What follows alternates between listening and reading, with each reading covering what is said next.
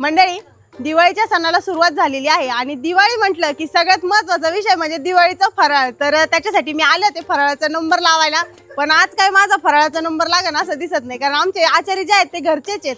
दरवर्षी मी माझा फराळ जे आहे ते सगळ्यात एक नंबरलाच नंबर लावून माझा फराळ बनवून घेत असते, पण यंदा मला झालेला आहे उशीर। माझ्या आधी भरपूर मंडळींचे नंबर लागलेले आहेत, तरी तर स्वयंपाक चालू आहे। चला मी तुम्हाला दाखवते आमच्या आचारी नेमका काय काय दिवाळीचा फराळ बनवतात। मंडळी, आमच्या आचार्यांचं इथं चालू आहे शंकरपाळे तळायचं काम, आणि इकडं बॅक साईडला चालू आहे शंकरपाळे लाटायचं आणि कापायचं काम। हे पहा, सगळ्यात महत्त्वाचा विषय मंडळी मी सगळ्यात आधी तुम्हाला क्लिअर करते, आमच्या आचारी घरी येऊन स्वयंपाक बनवून देत नाहीत बरं का, कारण इथं स्वयंपाक करायला टाइम पुरत नाही आचार्याला। का आचारी आचारी म्हणजे आमचे मोठे भाऊजी बरं का मंडळी। या ठिकाणी आपल्याला बुंदीचे लाडू पण तयार करून मिळतात, त्यासाठी बुंदी जी आहे ती मस्त छानपैकी तेलामध्ये तळून घेतली आधी।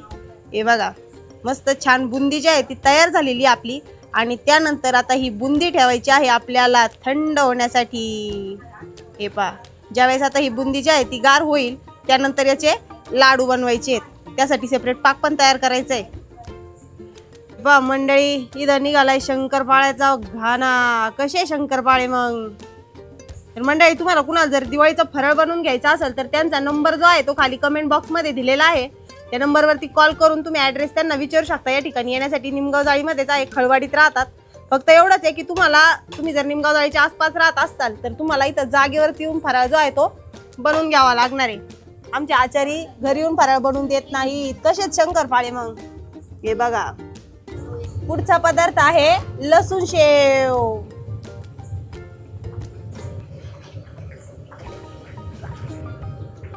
हे बघा, लसूण शेव। मंडळी, पुढचा पदार्थ आहे आपला भडंग चिवडा। हे पहा, या ठिकाणी भडंग चिवडा तयार झालेला आहे, आणि या दुसऱ्या टपामध्ये हा आहे क्रांती पोह्यांचा चिवडा।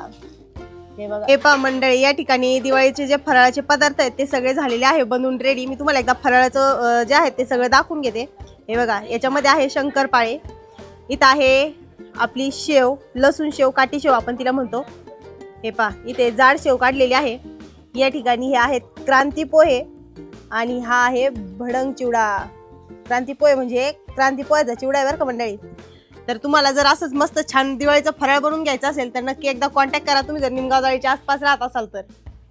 मंडळी, असं काही नाही की मी तुम्हाला जेवढे पदार्थ दाखवले एवढे या ठिकाणी बनवून दिले जातात, असं काही नाही। तुमच्या ऑर्डर प्रमाणे पदार्थ जे आहेत ते तुम्हाला या ठिकाणी बनवून दिले जातात। फक्त विषय एवढाच आहे की तुम्हाला या ठिकाणी जागेवरती येऊन पदार्थ जे आहेत ते बनवून घ्यायचे आहेत दीपोलीचे, कारण आमच्या आचार्यांना घरी येऊन बनवायला वेळ राहत नाही। आचार्य जे आहेत ते इथं जागेवर आल्यानंतर ऑर्डर प्रमाणे फराळ जे आहेत ते बनवून देत असतात। तर आजचा व्हिडिओ तुम्हाला कसा वाटला, आणि महत्त्वाचं म्हणजे दिवाळीचा फराळ कसा वाटला